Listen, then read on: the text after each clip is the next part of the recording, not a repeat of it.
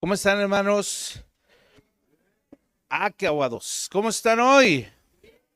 Es el día del Señor, ¿verdad que sí? Bien, saca tu Biblia, saca tu cuaderno y tu lápiz y el día de hoy vamos a dirigir nuestros ojos a una lectura. Abre tu Biblia. Vamos a ir a la carta a los Hebreos, capítulo 13, por favor.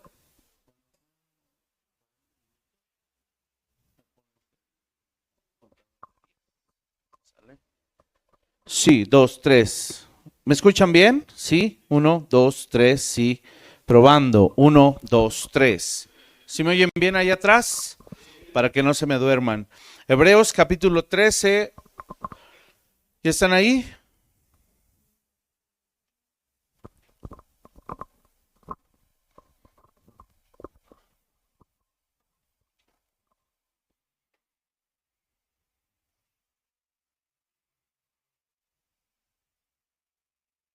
Vamos a leer a partir del versículo 7. Si estás allí, vamos a leer la palabra del Señor. Dice así, Hebreos 13, del 7 al 15. Acordaos de vuestros pastores que os hablaron la palabra de Dios. Considerad cuál haya sido el resultado de su conducta e imitad su fe. Jesucristo es el mismo ayer, hoy y por los siglos. No os dejéis llevar de doctrinas diversas y extrañas, porque buena cosa es afirmar el corazón con la gracia, no con viandas que nunca aprovecharon a los que se han ocupado de ellas. Escucha el verso 10, hermano. Tenemos un altar del cual no tienen derecho de comer los que sirven al tabernáculo, porque los cuerpos de aquellos animales cuya sangre a causa del pecado es introducida en el santuario por el sumo sacerdote, son quemados fuera del campamento. Por lo cual también Jesús, para santificar al pueblo mediante su propia sangre, escucha qué tremendo, padeció fuera de la puerta. Salgamos pues a él fuera del campamento, llevando su vituperio, porque no tenemos aquí ciudad permanente, sino que buscamos la porvenir. Así que ofrezcamos siempre a Dios por medio de él sacrificio de alabanza, es decir, fruto de labios que confiesan su nombre. Amén. Vamos a orar. Padre, en esta hora agradecemos tanto tu palabra y que el día de hoy podemos reunirnos como la asamblea de los santos, como tu familia, como tus hijos, aquellos a quienes redimiste. Un pueblo que compraste para que fuera tuyo, te sirviera, te adorara. Y aquí estamos reunidos, Señor, para glorificar tu nombre y adorarte. Permítenos escuchar tu palabra para que seamos más entendidos de cómo debemos adorarte, cómo debemos honrarte, para que seamos más entendidos respecto a quién eres tú, cómo es tu carácter, cómo es tu corazón y lo que tu palabra revela acerca de quién tú eres, Señor. Abre los ojos de nuestro entendimiento, danos oídos para oír y un corazón cuya tierra, Señor, sea fértil y que esta semilla que va a ser sembrada dé fruto al 100 por 1. Padre, úsame y que sea tu Espíritu Santo. Te lo pido hoy en el nombre de Jesús, nuestro Señor y Salvador. Amén y amén. Hermanos, el día de hoy vamos a aprender en esta enseñanza del día de hoy un poquito técnica, pero de aplicación práctica. La vamos a poder bajar a nuestra vida y titulé esta enseñanza El altar de la adoración. ¿Cómo la titulé? El altar de la adoración. Tú y yo sabemos perfectamente bien que el libro por excelencia que habla acerca de los sacrificios es el libro de Levítico. Así es de que vamos a ir allí al libro de Levítico, por favor. Acompáñenme en sus Biblias. Y si tú y yo lo encontramos y tú encuentras desde el capítulo 1 al capítulo 7, el Señor habla y establece claramente cómo deben ser todos y cada uno de los sacrificios que el pueblo de Israel debía ofrecer. Estúdialo en casa, Levítico capítulo 1 al capítulo 7. Capítulo 8 y capítulo 9 habla acerca de la dedicación y la consagración de los que van a servir en el tabernáculo. Estamos hablando específicamente de los sacerdotes y levitas, ¿verdad? Más específicamente del sacerdocio. Aarón junto con sus hijos. Eso habla capítulo 8 y capítulo 9. Y nuestra enseñanza va a estar basada a partir del capítulo 10, pero solo quiero dar algo de contexto. Estos primeros capítulos, hermanos, del 1 al 7 y del 8 al 9, nos dicen cuál es el camino hacia Él. De hecho, en algunas Biblias, el título de esos capítulos dice El camino a Dios. Y eso es impactante porque el camino a Dios, tú y yo hoy sabemos que es Cristo, ¿cierto o no? Pero entonces quiere decir que Levítico capítulo 1 al 7 nos está hablando de todos los sacrificios que eran figura y que representaban a Cristo. Todos esos capítulos, si tú los estudias a detalle, vas a poder encontrar muchas riquezas al respecto, porque eran la manera específica de relacionarse con Dios y estaba escrito en ese libro. Ahora, vamos al capítulo 1. Y no es casualidad que el libro de Levítico comience con estas palabras. ¿Qué dice allí? ¿Sí están ahí? Levítico 1. ¿Cómo empieza? ¿Cómo empieza? Ok, ahora dos primeras palabras. Llamó Jehová. No es casualidad que este libro empiece así. Llamó Jehová. Porque este libro enfatiza el llamado que Dios le hace a su pueblo a la santidad. ¿Y por qué a la santidad? Porque sin santidad no podemos tener comunión con Dios. Y este libro empieza así. Llamó Jehová. Y ya no digas ahí Moisés, pon tu nombre ahora. De eso trata esta enseñanza. Llamó Jehová el Señor a Daniel. Pon tu nombre allí. Porque Dios nos está llamando. Hermano, Dios en estos días sigue llamando a la santidad. ¿Lo sabían? Levítico contiene palabras claves que se mencionan muchas veces, como sacrificio, sangre, sacerdote, santo. Estas palabras se mencionan muchísimo en todo el libro. Incluso Levítico tiene tanto peso doctrinal que el Nuevo Testamento hace referencia a Levítico alrededor de 90 veces. Eso nos da a entender que Levítico es un libro sumamente importante para que entendamos la doctrina cristiana.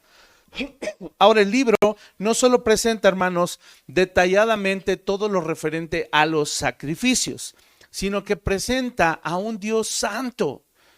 Nos presenta los requisitos para tener comunión con Él y también, ¿qué crees que muestra? La pecaminosidad del hombre. Pero además de eso, la provisión de Dios para tener acceso a su presencia por medio de la expiación. Así es de que ya vimos los capítulos 1 al 7, dijimos que establecen los, no había dicho cuántos, pero son los 5 diferentes tipos de ofrendas. Y vamos a rápidamente describirlas, en tu casa las estudias. Pero la primera ofrenda que se ofrecía es la ofrenda de holocausto. La ofrenda de holocausto era un sacrificio voluntario, no era un sacrificio obligatorio, era voluntario y se hacía en expiación por el pecado. Quiere decir que de tu propia voluntad tú decías, yo voy a llevar este sacrificio al Señor. Y esto permitía, hermano, que un pueblo impío se pudiera acercar al Señor que es santo. Y se consideraba un acto de adoración y de comunión con Dios. El segundo era la ofrenda que le llaman oblación o la ofrenda de cereales. ¿En qué consistía? Consistía en harina mezclada con aceite, se hacía una masa, se hacía como una torta, se horneaba y esta era la que se ofrecía en el altar junto con incienso. Todo esto era ofrecido en agradecimiento por la provisión de Dios. Una parte se quemaba y otra parte se le daba a los sacerdotes. Y de hecho ahí en Levítico dice, cosa muy santa es para el Señor, o cosa santísima, poniendo énfasis en esta ofrenda. La número 3 eran las ofrendas de paz. La ofrenda de paz consistía en un sacrificio también voluntario de comunión. Y era una ofrenda muy curiosa porque se compartía entre Dios, los sacerdotes y el que la ofrecía. ¿Por qué entre Dios? Porque a Dios se le ofrecía la grosura, la grasa quemada.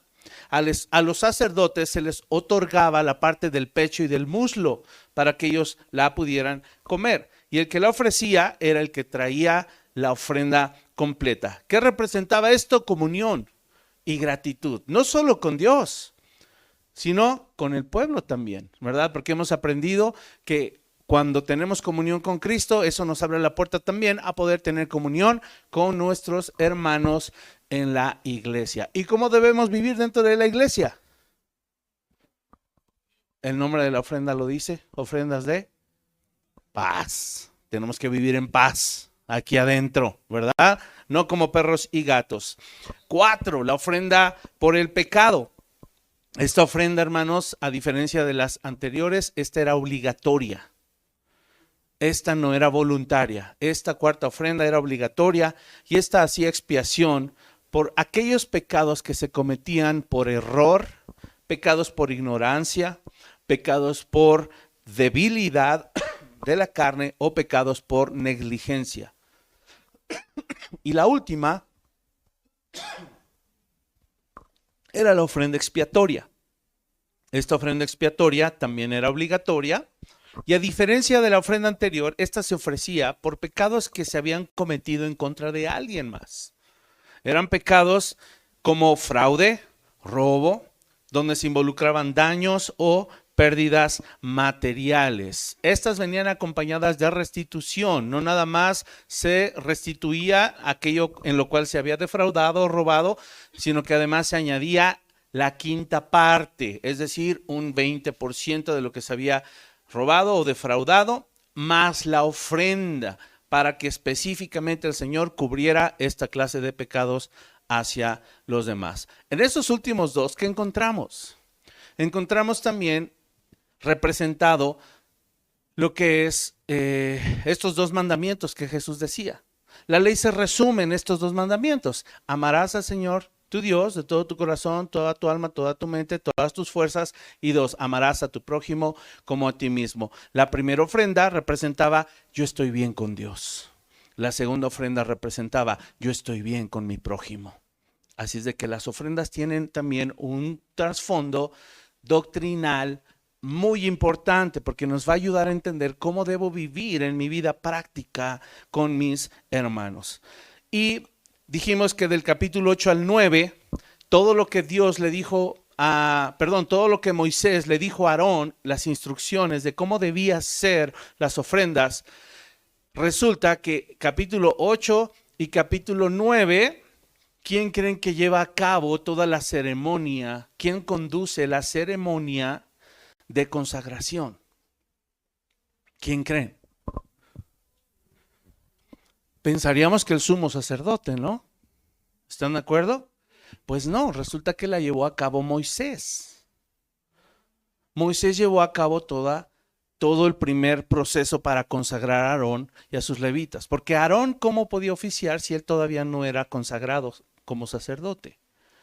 Esto es una figura interesante, hermanos, porque quiere decir quien tuvo primero que oficiar como sacerdote para dedicarnos y consagrarnos al Señor fue Cristo. Moisés es una figura del mediador también.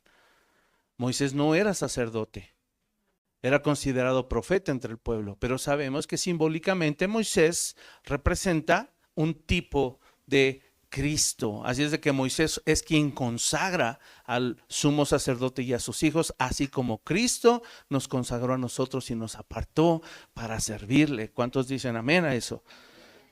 Así es de que, hermanos, después de esta consagración de Aarón y sus descendientes, viene esta dedicación de estas personas que eran comunes, eran ordinarias como tú y como yo.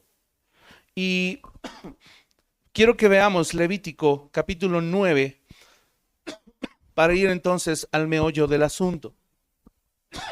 Vamos al final del capítulo 9. Dijimos que en el capítulo 9, ¿qué vamos a encontrar? Vamos a encontrar descritos cómo Moisés consagra a Aarón y a sus hijos. Y esto ya es el final de la consagración. Pon mucha atención, versículos 22 al 24, para que veamos cómo termina la consagración. Dice así la palabra del Señor: después alzó Aarón sus manos. Esto es después de que ya había sido consagrado, ungido. Era todo un rito. Léelo en tu casa a detalle. Precioso el ritual.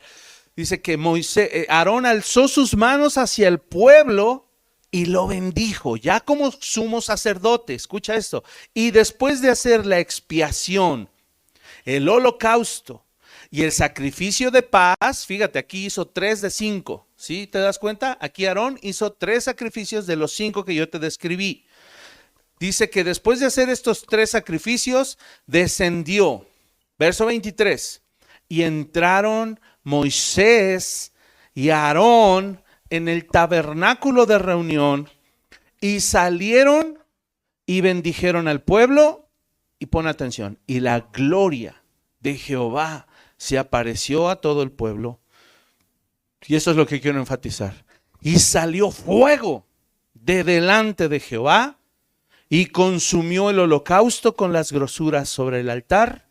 Y viéndolo todo el pueblo, alabaron y se postraron sobre sus rostros. Imagínate esa escena gloriosa en donde el tabernáculo ya está terminado, que se debió haber visto hermoso. Los sacerdotes y sus vestiduras, el sumo sacerdote y sus hijos, los sacerdotes, ya sus vestiduras ya las traen puestas, ya están recién nuevas, y ellos hacen la dedicación y consagración de los sacerdotes. Aarón hace por primera vez estos 3 sacrificios. Y lo que me encanta es que dice la gloria. ¿Recuerdas hace 8 días que hablábamos de la gloria? ¿Que es igual a qué? Igual a santidad. Cuando la gloria de Dios se manifiesta es porque hay santidad en el lugar. La gloria de Dios no se va a manifestar en un lugar que no hay santidad. ¿Sí me explico? Y era el caso. ¿Qué acaba de pasar entonces aquí, después de esto que acabo de decir? Porque el fuego del altar quemaba todas las impurezas. Eso representaba la grosura, ¿sí o no?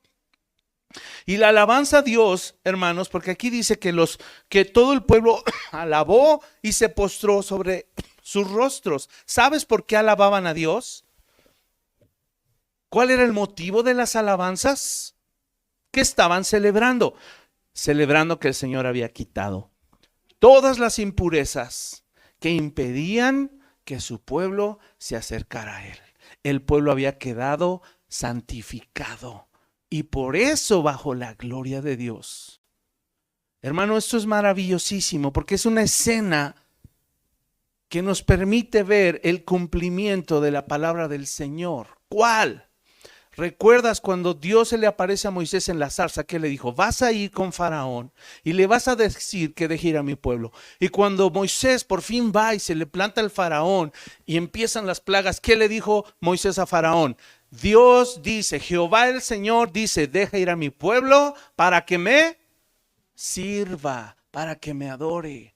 Y aquí, hermanos, se está cumpliendo por fin la palabra de Dios, de que un Dios santo va a poder relacionarse con un pueblo que era impío, pero que ahora ha sido santificado.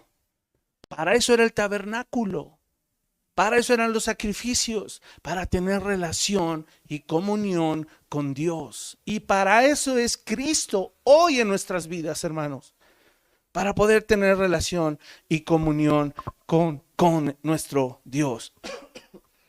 Esta palabra que el Señor le dijo a Moisés, para que me sirva, es una palabra hebrea que es abad. ¿Sabes qué significa esa palabra abad? Significa trabajar, servir o esclavizar. Para que me sirva, es decir, para que siga trabajando, siga sirviendo o, escucha esto, o siga siendo esclavo. ¿Cómo que siga siendo esclavo? ¿Qué no se supone que el Señor liberó al pueblo de Israel de la esclavitud? Sí, pero lo puso bajo otro tipo de esclavitud. ¿Recuerdan palabras del apóstol Pablo? Doulos en griego, esclavos por amor. Esta palabra es muy profunda, hermano. No nada más es que trabaje, me sirva porque es mi esclavo. Esta palabra es tan profunda que realmente significa que rinda culto, que me adore. En otras traducciones de la Biblia eso dice: deja ir a mi pueblo para que me rinda culto en el desierto, para que me adore en el desierto. Ahora, esto no quiere decir que vamos a servir, que el pueblo iba a servir o que el pueblo iba a adorar a Dios unas cuantas veces o una sola vez, porque el concepto implica esclavitud. Entonces, ¿qué significa? Que el pueblo iba a quedar sujeto a servir y a adorar a Dios por siempre. Por siempre. Esta palabra implica, hermanos, que es una labor que se va a desempeñar por siempre. Es decir, que ahora tendrán un nuevo propósito, pero junto con el nuevo propósito tendrán un nuevo dueño. Y ese es el intercambio, ese es el cambio en realidad. ¿Por qué? Porque si fuimos liberados del pecado y de la muerte por Dios, es para que ahora, hermano, le sirvamos a nuestro Dios como un nuevo amo, desempeñando para Él siempre actos de adoración. Entonces, la diferencia de esta palabra abad, hermano, no está en la acción que iban a realizar. Ellos iban a seguir sirviendo. ¿Sí te das cuenta? Ellos iban a seguir sirviendo. Porque en Egipto, ¿a quién servían? Al faraón. ¿Cómo era faraón? Los explotaba, ponía cargas sobre ellos y los trajo a muerte. Pero ahora, cuando ellos fueron liberados de Egipto, en el desierto, ahora ¿a quién sirven? Sirven a Dios, pero bajo libertad, adoración y vida. Entonces, este tema, hermanos, de la palabra abad no tiene que ver con la acción que van a realizar, que es servir. Tiene que ver con el amo que van a tener ahora. Y esa es la diferencia. Antes tú y yo servíamos al pecado. Con nosotros es lo mismo, pero ahora cambiamos de un amo cruel a un padre amoroso a quien servimos también. Segunda de Timoteo 2:26 lo dice muy claramente. Dice que aquellos a los que se les predique el evangelio, el objetivo es que escapen del lazo del diablo en que están cautivos a voluntad de él. Primera de Juan 3:8 también lo dice: el que practique el pecado es del diablo, porque el diablo peca desde el principio. Para esto apareció el Hijo de Dios, para deshacer las obras del diablo. Y ahí estábamos esclavos, tú y yo. Pero por otra parte, nos presenta a Dios como nuestro nuevo amo, como un padre amoroso. Primera de Juan 3:1 y 2. Dice: mirad cuál amor nos ha dado el Padre para que seamos llamados hijos de Dios. Por esto el mundo no nos conoce, porque no le conoce a Él. Amados, ahora somos hijos de Dios. Y por último, Colosenses 1:13 dice: el cual nos ha librado de la potestad de las tinieblas y trasladado al reino de su amado Hijo. Hermanos, éramos esclavos y siervos del pecado, de la muerte, del diablo, de nuestra carne. Fuimos libres de eso, pero seguimos siendo siervos. Ahora de un Dios santo, puro, justo, bueno, amoroso, misericordioso. ¿Quién quieres tú que sea tu amo? Es la pregunta del día de hoy. Ahora, esto es solo la introducción, porque después de tanta belleza que acabamos de ver en Levítico del 1 al 9, capítulo 1 al 9, ahora está puesto el marco, hermanos. Es como si el capítulo 1 al 9 nos pone el marco, ¿verdad? Para que la relación del pueblo con Dios amoroso comience. Es como decir, ya está todo listo, ya está el tabernáculo, ya están los sacerdotes, ahora empiecen a relacionarse conmigo. Wow, uno diría, ya era lo que esperábamos, empezar a servir a nuestro Dios. Vamos a ver cómo empieza. Capítulo 10. ¿Están ahí? Levítico 10, ¿sí? Ok, todos con su Biblia. Mira cómo dice así. Verso 1. Nadab y Abiú, hijos de Aarón, tomaron cada uno su incensario y pusieron en ellos fuego, sobre el cual pusieron incienso. Y ofrecieron delante de Jehová fuego extraño que él nunca les mandó. Así empieza, con ese cuadro tan bello, empieza la relación de Dios con el pueblo. Hermanos, no pasaron meses. Esto es inmediato.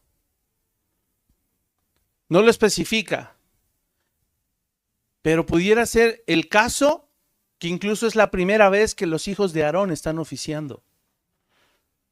La primera vez.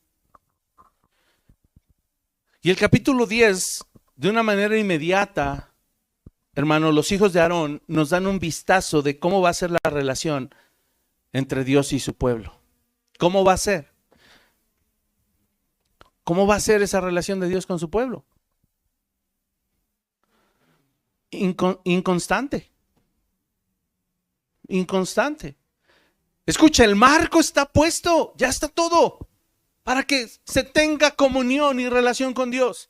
Ya todo es perfecto, ya son libres, ya está el tabernáculo, la ley, los levitas, consagración, vestiduras, borregos, ovejas, el pueblo trae la ofrenda, todo, y ya. Es como que echamos a andar el negocio y primer día, si pusiéramos un negocio de comida, primer día se nos quemó la estufa. No se nos quemó, quemamos la estufa, la incendiamos. Verso 2 dice, hermano, y salió fuego de delante de Jehová y los quemó y murieron delante de Jehová. Hermanos, ¿por qué salió fuego de delante de Jehová? ¿Por qué salió fuego? Esto no es nuevo. Esto de que salió fuego de Jehová no es nuevo. Lo vimos en el 9, 22 al 24. Salió fuego y ¿qué quemó? La grosura. ¿Qué está quemando aquí? La grosura. La grosura, porque la gloria de Dios no puede tolerar el pecado. Inmediatamente, el mismo fuego que quemó la grosura de la ofrenda, quemó a las personas que ofrecieron fuego extraño. Hermanos, porque el altar no tiene que ver con acciones, el altar tiene que ver con la actitud del corazón. Tiene que ver con el corazón. Y además, la respuesta así en corto, ¿por qué salió fuego de delante de Jehová? Porque nuestro Dios es fuego consumidor. Lo dice Hebreos 12:29. Clarito, Jehová, nuestro Dios, es fuego consumidor. Este panorama de fuego consumidor, quiero que lo veamos en Isaías 33, del 13 al 16. Ahí lo dice de manera más clara. Y si tú recuerdas que estamos citando Isaías, es que el pueblo, ¿qué le pasó al pueblo? Ya olvidó los sacrificios, ya olvidó la intención del altar, ya su corazón se alejó de ellos, ¿verdad? Dice, este pueblo de labios me honra, me ofrece sacrificios, pero en realidad su corazón está lejos de mí. Eso dice Isaías. Mira cómo dice Isaías 33, 13 al 16.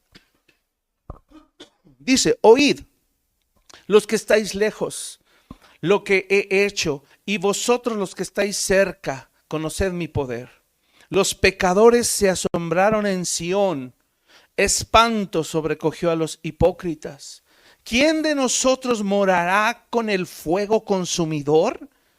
¿A quién se está refiriendo? A Dios. ¿Quién de nosotros morará con el fuego consumidor? ¿Quién de nosotros habitará en las llamas eternas? Y no se está refiriendo al infierno, hermanos. ¿Tú recuerdas otra escena en el Apocalipsis en donde hay seres vivientes que dónde se están paseando? ¿Sí las recuerdan? ¿Dónde están? Paseándose. No. Los seres angelicales que están delante de Dios, en su presencia, en lo más santo, que se están paseando ahí. Sí, pero ¿qué hay ahí? Hay fuego. Hay fuego. Y estos seres que son sumamente santos, porque si no, no podrían estar allí, allí están en medio del fuego que está en el trono de Dios. Es una figura de lo que está diciendo aquí Isaías. Recuerda que vimos hace 8 días que entrar al lugar santísimo literalmente es como entrar al trono de Dios, al lugar más santo. Y hasta allá es donde nos abrió camino Cristo. Justo hasta allá. Gracias a Dios que vamos cubiertos de su santidad y de su justicia, porque si no, como Nadab y Abiú, seríamos consumidos en el instante. Sigue preguntando, ¿quién de nosotros habitará con las llamas eternas? Y viene la respuesta, el que camina en justicia y habla lo recto, el que aborrece la ganancia de violencias, el que sacude sus manos para no recibir cohecho, el que tapa sus oídos para no oír propuestas sanguinarias, el que cierra sus ojos para no ver cosa mala. Este habitará en las alturas, fortaleza de rocas será su lugar de refugio, se le dará su pan y sus aguas serán seguras. Mira qué promesa para aquellos que viven en justicia, en santidad, en rectitud, cerca del Señor. Hermanos, aquí está hablando, si tú te das cuenta, dice, ¿quién habitará ahí, verdad? Está hablando de una justicia práctica, no está hablando de ceremonias, no dice, el que haga un altar y traiga el holocausto y las ofrendas de expiación por el pecado. No está diciendo eso, está hablando de prácticas, ¿verdad? Porque esa es la justicia. De nada servía el altar si el pueblo después se iba a pecar, al fin que después de otro ratito podían traer otra ofrenda para expiar su pecado.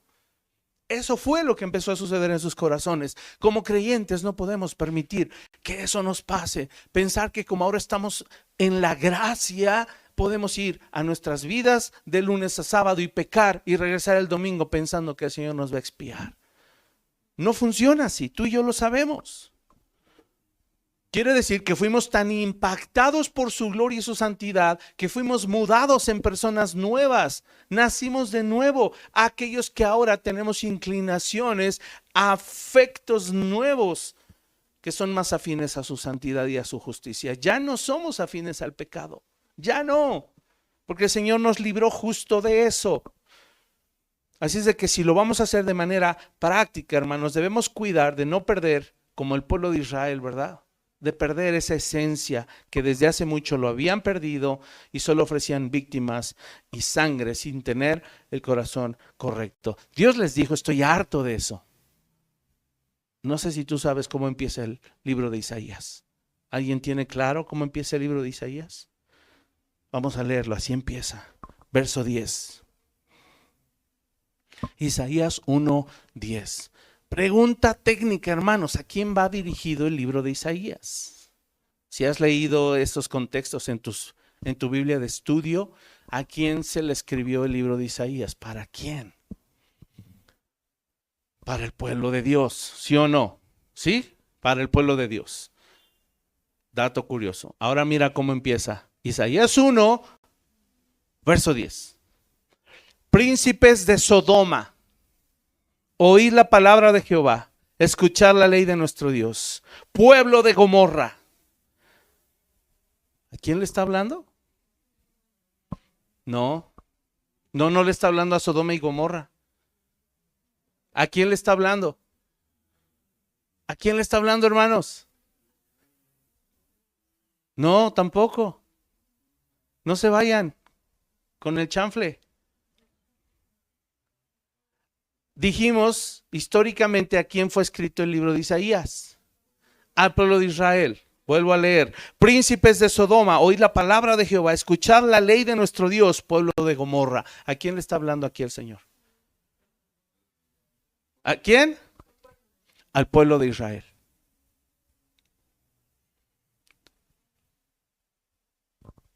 Estoy esperando unos segundos a que les caiga el 20.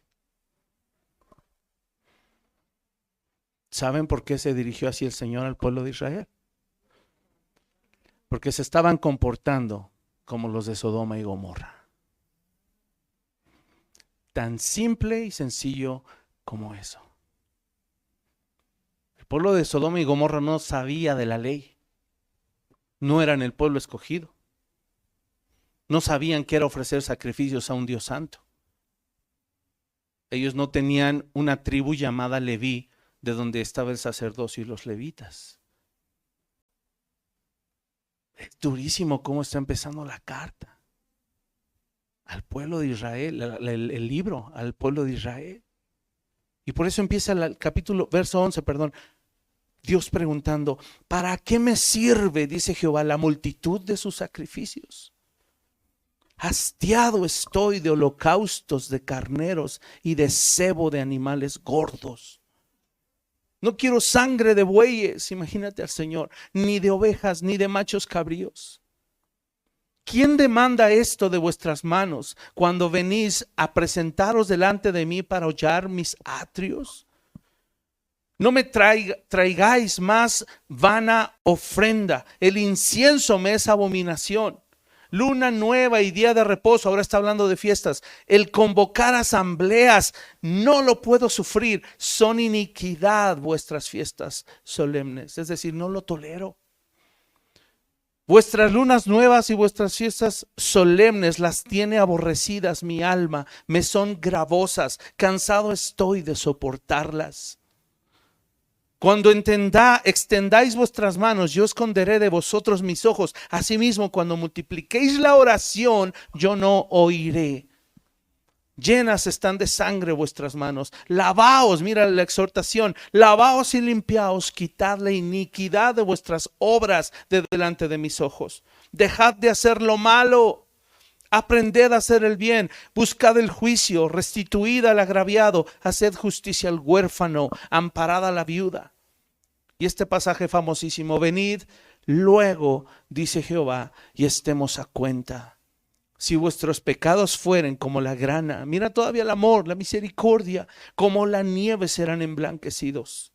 Si fueren rojos como el carmesí, vendrán a ser como blanca lana.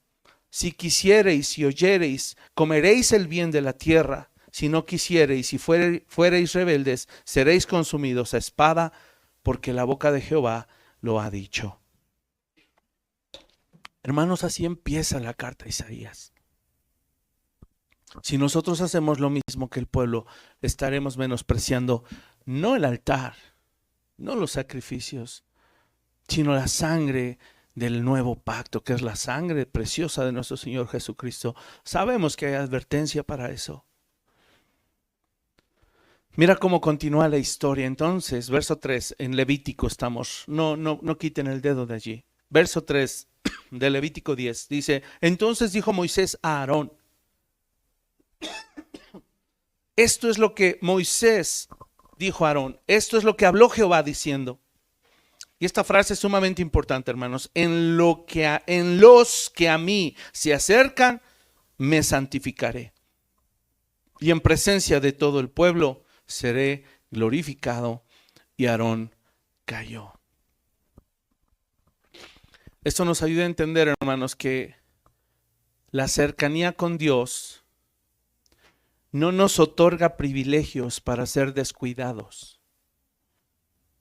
Si tú estás más cerca de Dios, eso no quiere decir que tienes más privilegios para que seas descuidado con tu vida espiritual.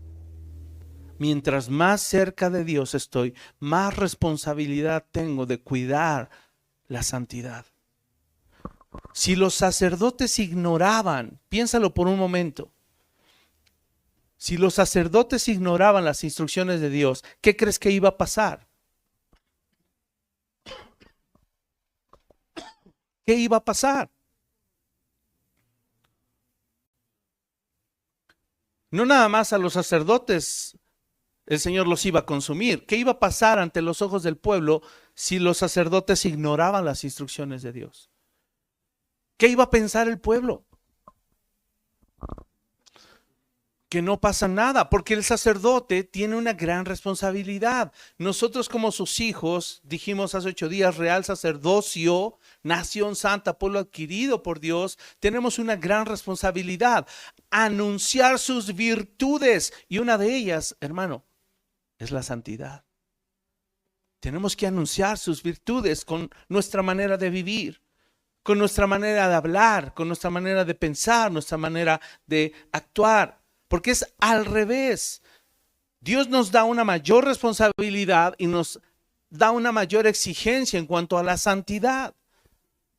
La cercanía es más gracia precisamente por eso. Porque más gracia no se traduce en más perdón aunque sigas pecando. Más gracia se traduce en más poder para seguirte santificando. En eso se traduce la verdadera gracia. La gracia completa.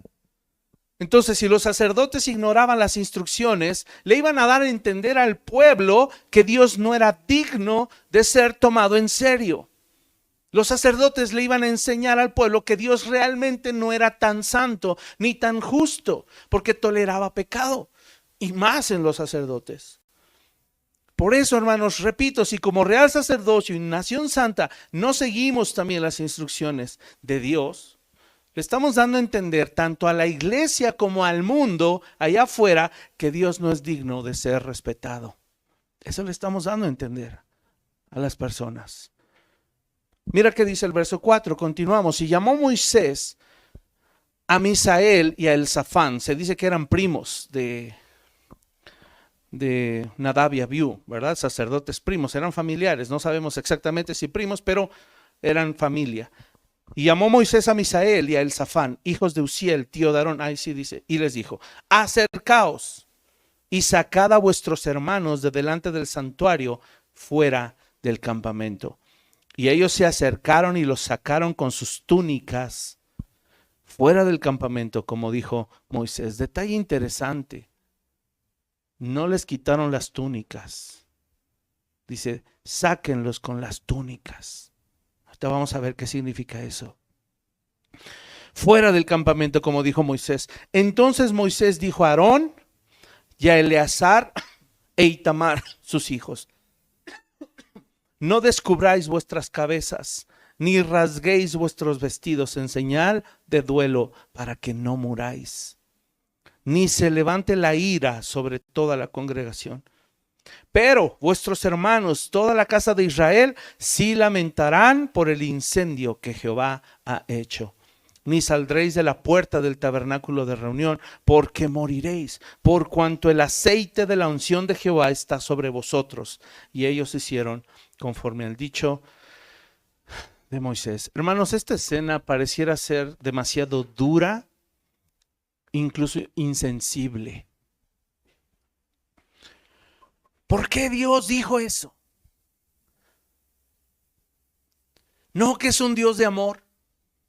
¿Por qué Dios no permitió que su propio padre y sus propios hermanos le hicieran duelo?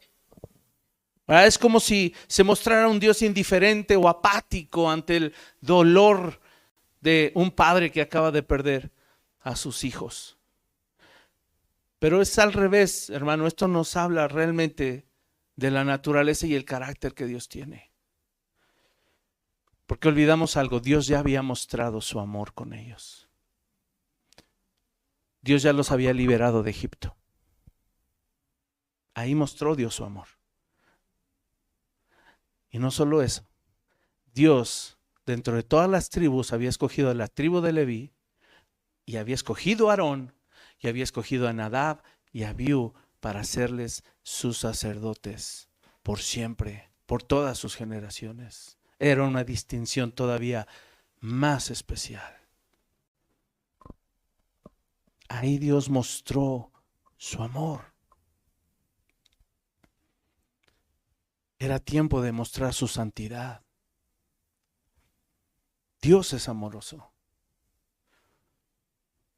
Y sería, hermanos, como el equivalente a nosotros, ¿verdad? Es que ¿por qué Dios es tan severo con la disciplina? No nos equivoquemos, hermanos. Es que Dios no es un Dios de amor. No fallemos al fabricar esos pensamientos. Dios te salvó por su gran amor. Él ya mostró su amor hacia ti. Él ya mostró su gracia poniéndote túnicas especiales de sacerdocio. Ahora es tiempo de que Él nos muestre su santidad. Es impactante esto, hermanos. Al estudiarlo de verdad me ha causado en mi corazón tanto temor. Ha crecido más todavía. Porque a veces en nuestra vida cotidiana nos permitimos cositas pensando que no somos sacerdotes, pensando que no tenemos un ministerio sacerdotal, espiritual, como decíamos. Dios ya había mostrado su amor al salvarnos y escogernos como sus hijos. Así es de que ahora es tiempo, hermanos, de que enfaticemos y anunciemos sus virtudes, no lo que a veces yo creo o pienso que son sus defectos, ¿verdad? Porque Dios no tiene defectos. Sería absurdo pensar en eso. Él nos ama, pero es santo. Y también como nos ama, no sé si lo has visto así, pero es un acto de amor permitirnos participar de su santidad también. Porque sin santidad nadie verá a Dios. Tan Dios te ama que te quiere santo para que lo puedas ver y estar con Él. Esa es la esencia de un altar de adoración a nuestro Dios. Ahora, Dios dice que sí permitió al pueblo hacer duelo. Al pueblo. ¿Por qué? ¿Por qué a Aarón y a sus hijos no? Porque debemos de entender, hermanos, que el llamado que Dios nos hace debe pesar más que quedar bien con cualquier persona, mucho más. Aarón fue llamado especialmente para servir al Dios de los cielos. Jesús lo dijo claramente, que cuando Él viniera a algunos, eso iba a causar o iba a provocar división en las familias. Iba a causar que se levantara el padre contra los hijos contra el padre. Bueno, no lo dice específicamente, pero tal vez a lo mejor también pasaría la esposa contra el esposo contra la esposa, pero por causa del evangelio, no los pleitos familiares, no, por causa del evangelio. Porque aún dentro del vínculo familiar, hermanos, va a haber miembros de la familia que se van a querer santificar más que otros. Lo vimos con Adán. Sus hijos, Caín y Abel. Uno quiso santificar al Señor y honrarlo con un altar de adoración. Otro no quiso santificar al Señor. Él permite hacer duelo, sí, hermanos, por la pérdida, pero no más que por la mala decisión de estos jóvenes sacerdotes. Yo no sé si lo vemos aquí claramente. El duelo no es tanto por la pérdida. El duelo no es por la pérdida de la vida de estos jóvenes. El duelo es por ver el amor y la misericordia de Dios desperdiciada. Por eso es el dolor. El dolor de las malas decisiones que tomaron ellos. Yo no sé si tú te ha pasado, y yo recuerdo en nuestra crianza con nuestros hijos, cuando eran más adolescentes, ¿verdad? Gracias a Dios han crecido y ahí van por su gracia. Pero me acuerdo en la etapa de la adolescencia, usábamos una frase, Pichi y yo, y a veces se nos hacía fácil entender. Hoy la entiendo más. Le decíamos a nuestros hijos, mi amor, te tengo que disciplinar. A mí me duele más que a ti. ¿Verdad? ¿Y qué decían los hijos? No creo. ¿Verdad? Y más cuando era zumbarlos con la vara. ¿Verdad? Y si se acuerdan, a lo mejor están pensando, no creo. Pero yo me acuerdo, hermanos, que le decíamos a nuestros hijos, lo que nos duele es ver que estás desperdiciando la gracia de Dios. Ese es el sentir del pasaje. Esa es la intención. Le permitió hacer el duelo al pueblo. Y ¿saben por qué se concluye esto, hermanos? Porque el pueblo no eran familiares. El pueblo no tenía relación familiar con Nadab y Abiú. No eran primos, no eran tíos, no eran hermanos, no. Probablemente en su vida los habían conocido y se hicieron famosos nada más porque los hicieron sacerdotes, pero entre tanto pueblo, no había, a lo que voy es que no había un lazo realmente familiar. La pregunta es, ¿por qué entonces el Señor permite hacer duelo al pueblo? es justamente por eso. Para que entendamos que lo que duele es que no entendamos la naturaleza de la santidad de Dios, que tomemos malas decisiones y que eso nos lleve. Deja tú a perder la vida, si no es perder la relación con Dios. Eso es lo más trágico que puede suceder. Porque sí hay dolor en nuestro corazón cuando permitimos el pecado. ¿Cuántos han sentido ese dolor de haber pecado? Se siente el dolor. ¿Cuál es ese sentimiento que nos envuelve cuando permitimos pecado en nuestra vida? Tristeza, dolor, porque nos damos cuenta, Señor, no he aprovechado tu inmensa gracia. Señor, la misericordia que me has mostrado, que es tan vasta, no la he aprovechado. Y por eso se hizo duelo. Dice verso 8 y 9, y Jehová habló a Aarón diciendo, tú y tus hijos contigo. Y se piensa, hermanos, que esta es la razón por la cual se dice que hubo fuego extraño. Pudiera ser una causa, que aunque explícitamente no lo dice, podría justificarse el por qué inmediatamente Moisés fue la indicación que le dio a Aarón. Fíjate, pon atención. Jehová habló a Aarón diciendo, tú y tus hijos contigo no beberéis vino ni sidra cuando entréis en el tabernáculo de reunión, para que no muráis. Se dice que probablemente estaban alcoholizados estos jóvenes. Estatuto perpetuo será para vuestras generaciones, para poder, escucha, discernir entre lo santo y lo profano, y entre lo inmundo y lo limpio, y para enseñar a los hijos de Israel todos los estatutos que Jehová les ha dicho por medio de Moisés. Y entonces esto nos lleva a la solución de esto. Si el enfoque es que estaban ebrios,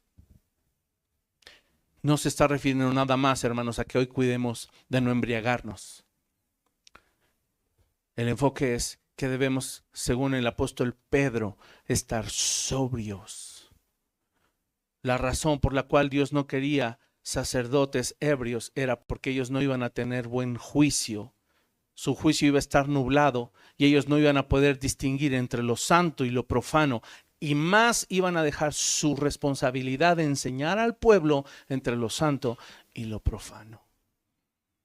La responsabilidad es muy grande. Así es de que Primera de Pedro 1:13 nos hace un llamamiento a la vida santa. Dice el apóstol, por tanto, ceñid los lomos de vuestro entendimiento, sean sobrios y esperen por completo en la gracia que se os traerá cuando Jesucristo sea manifestado. Seamos sobrios, hermanos. Misma carta, Primera de Pedro, pero en el capítulo 4, verso 7, dice, mas el fin de todas las cosas se acerca. Sed pues sobrios, y añade además, y velad en oración. No es que Dios estuviera peleado con las ofrendas y los holocaustos. No es que Dios esté peleado con que ores y leas todos los días. Pero si eso no va a provocar sobriedad espiritual en ti y no va a provocar que tú sepas distinguir entre lo santo y lo profano, no sirve de nada, hermano. No sirve de nada absolutamente. Y por eso el Señor decía, aborrezco, estoy cansado de esas asambleas donde según me ofrecen la grosura. Y por si fuera poco, Pedro, no una ni dos, 3 veces en esa misma carta nos dice, sean sobrios. Capítulo 5, verso 8 de Primera de Pedro, vuelve a decir, sed sobrios y velad. Y después da la razón. Porque vuestro adversario, el diablo, como león rugiente, anda alrededor buscando a quien devorar. No dice podría devorar a alguien. Si encuentra a alguien que no anda sobrio, se lo va a devorar. Va a pasar. Es como el otro versículo que dice que las malas compañías corrompen las buenas costumbres, o las malas conversaciones corrompen las buenas costumbres. No dice podría ser el caso, no. Dice la palabra va a pasar. Si yo no soy sobrio y si yo no velo en oración, mi adversario, el diablo, que anda como león rugiente, me va a devorar. Efesios 5, entonces es la solución, hermanos, para ti, para mí. Yo no sé si tú sabías, pero además había algo que se llamaba el sacrificio continuo.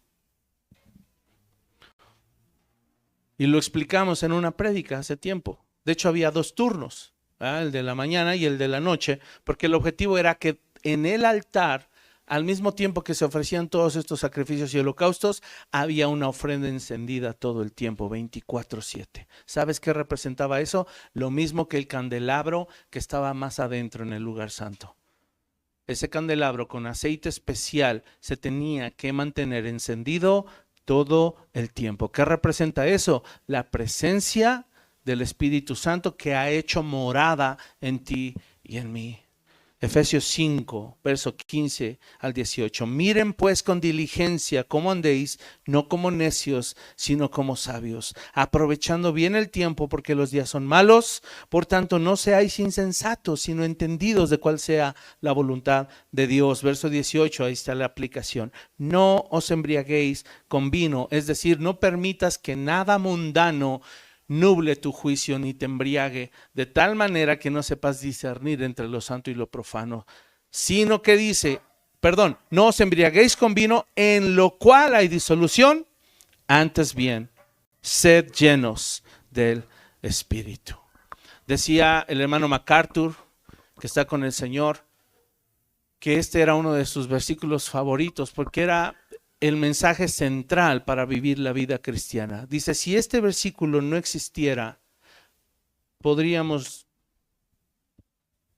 decir sin lugar a dudas que conocer toda la demás doctrina y hacer todo lo demás que la palabra nos dice, pero sin esto no serviría de nada. Porque esa es la clave, hermanos, de ser creyentes, que el Espíritu Santo mora en ti. ¿Cuál sería la figura? Nadab y Abiú olvidaron que la gloria del Señor bajó. Nadab y Abiú olvidaron que la gloria del Señor seguía presente allí. Y si su gloria y su presencia ahora está ahí, hermano, permanente, morando en nosotros, no podemos olvidar que ahí está. Gracias a Dios, ya no le somos aberrantes. Pero sí le podemos contristar y sí le podemos apagar. Encendamos, Señor, hermanos, nuevamente esa lámpara, ¿verdad? Nos despedimos con este pasaje, Hebreos 12, verso 25 al 29. Hebreos 12, 25 al 29. Mira qué palabra.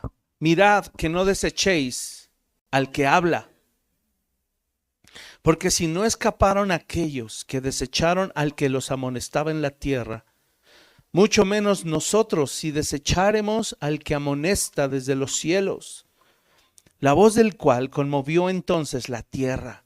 Pero ahora ha prometido diciendo, aún una vez y conmoveré no solamente la tierra, sino también el cielo.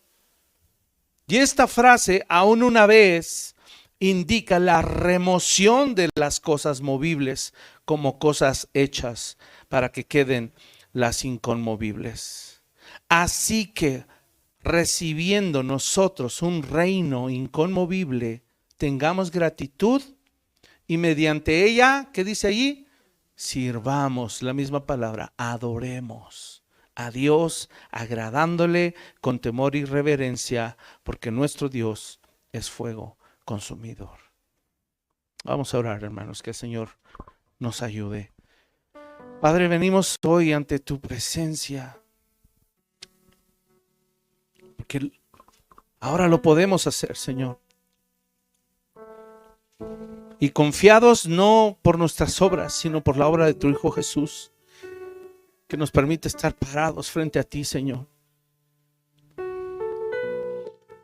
Sigue hablando a nuestro corazón respecto a tu amor y tu gracia, el gran favor y la gran misericordia que has tenido hacia nosotros, que nos salvaste, que nos liberaste.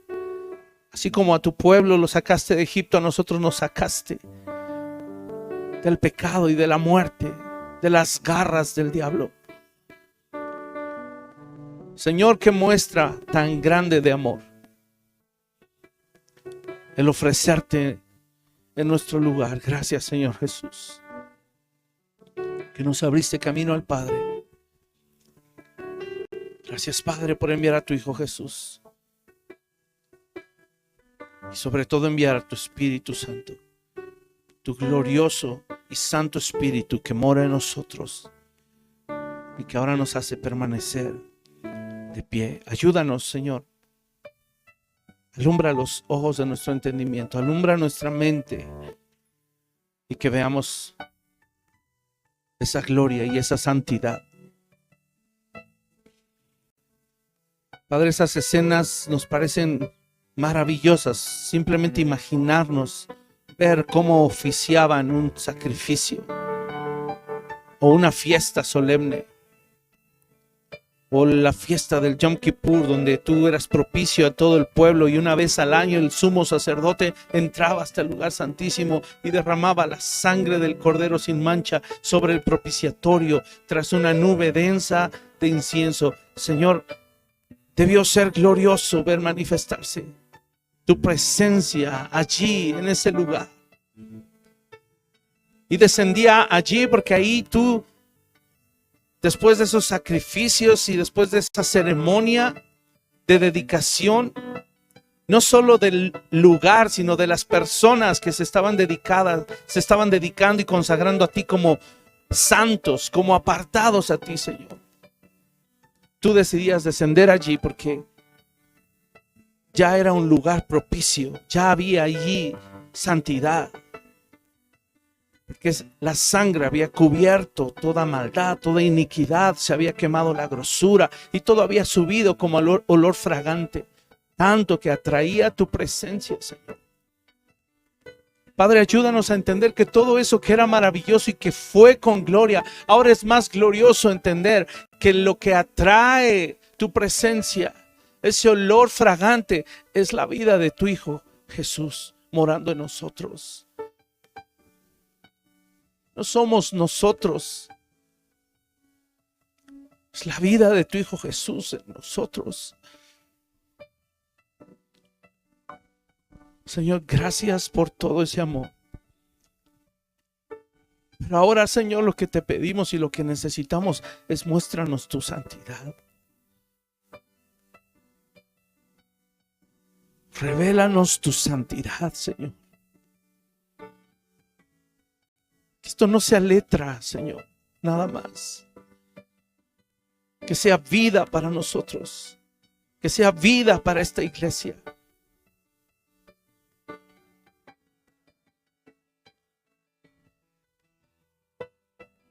Ayúdanos, Señor, a ser una iglesia entendida.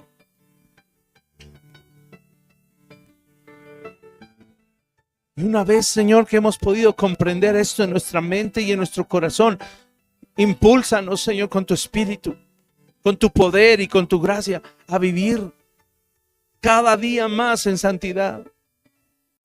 No para buscar méritos propios, sino para buscar agradarte y que nuestra vida suba a ti como ofrenda de olor fragante.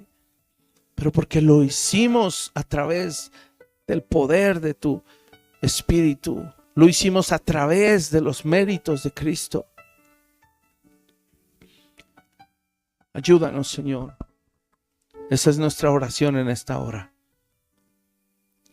Gracias por tu amor y gracias por tu santidad también. Que nos impacte cada día más, que renueve nuestra mente y que nos lleve a tomar decisiones de cortar cosas. Hermano, ¿qué cosas necesitamos cortar como iglesia? ¿Qué cosas, no solo del mundo, cosas en nuestra vida, en nuestro corazón, en nuestra carne, en nuestra mente? Incluso relaciones, todo tipo de cosas, hermano. ¿Qué cosas necesitamos cortar para vernos como un pueblo distinguido? ¿Qué cosas deben ser cortadas en nuestro matrimonio? ¿Qué cosas deben ser cortadas en nuestra crianza? qué cosas deben ser cortadas en nuestras relaciones interpersonales. Señor, abre nuestros ojos y que podamos distinguir entre lo santo y lo profano. Que podamos discernir cada vez que veamos el peligro acercarse. Y que podamos huir, Señor. Ayúdanos. Ayúdanos. Si no cuidamos, Señor, eso en nuestra vida y en la vida de nuestra iglesia, Señor, vamos a seguir vulnerables ante el diablo. Ayúdanos a que nada de eso nos estorbe. Ayúdanos a ser sobrios, siendo llenos de tu Espíritu Santo. Ayúdanos a cortar actitudes, intenciones del corazón, aquellas que nadie ve, Señor, las más profundas. Tal vez las quejas, tal vez las críticas, los chismes, el orgullo, la vanidad, el egoísmo.